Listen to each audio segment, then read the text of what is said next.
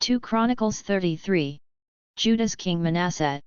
Manasseh was 12 years old when he became king, and he reigned 55 years in Jerusalem. He did what was evil in the Lord's sight, imitating the detestable practices of the nations that the Lord had dispossessed before the Israelites. He rebuilt the high places that his father Hezekiah had torn down and re-established the altars for the Baals. He made Asherah poles, and he bowed in worship to all the stars in the sky and served them.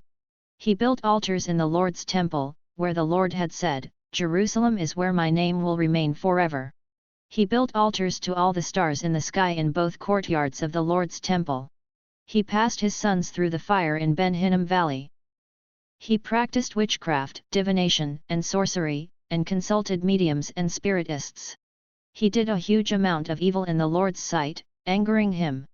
Manasseh set up a carved image of the idol, which he had made, in God's temple that God had spoken about to David and his son Solomon, "I will establish my name forever in this temple and in Jerusalem, which I have chosen out of all the tribes of Israel.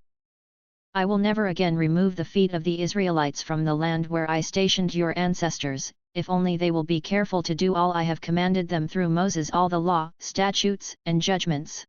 So Manasseh caused Judah and the inhabitants of Jerusalem to stray so that they did worse evil than the nations the Lord had destroyed before the Israelites. Manasseh's repentance. The Lord spoke to Manasseh and his people, but they didn't listen. So he brought against them the military commanders of the king of Assyria.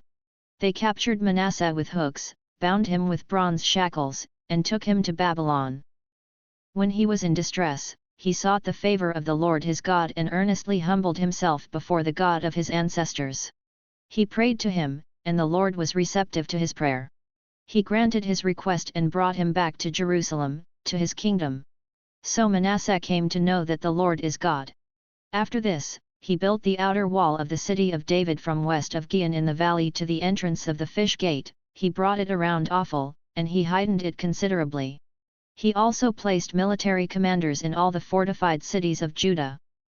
He removed the foreign gods and the idol from the Lord's temple, along with all the altars that he had built on the mountain of the Lord's temple and in Jerusalem, and he threw them outside the city. He built the altar of the Lord and offered fellowship and thanksgiving sacrifices on it. Then he told Judah to serve the Lord, the God of Israel. However, the people still sacrificed at the high places, but only to the Lord their God. Manasseh's death. The rest of the events of Manasseh's reign, along with his prayer to his God and the words of the seers who spoke to him in the name of the Lord, the God of Israel, are written in the events of Israel's kings. His prayer and how God was receptive to his prayer, and all his sin and unfaithfulness and the sites where he built high places and set up Asherah poles and carved images before he humbled himself, they are written in the events of Hosea. Manasseh rested with his ancestors, and he was buried in his own house. His son Amon became king in his place.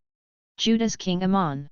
Amon was 22 years old when he became king, and he reigned 2 years in Jerusalem. He did what was evil in the Lord's sight, just as his father Manasseh had done. Amon sacrificed to all the carved images that his father Manasseh had made, and he served them. But he did not humble himself before the Lord like his father Manasseh humbled himself. Instead, Amon increased his guilt.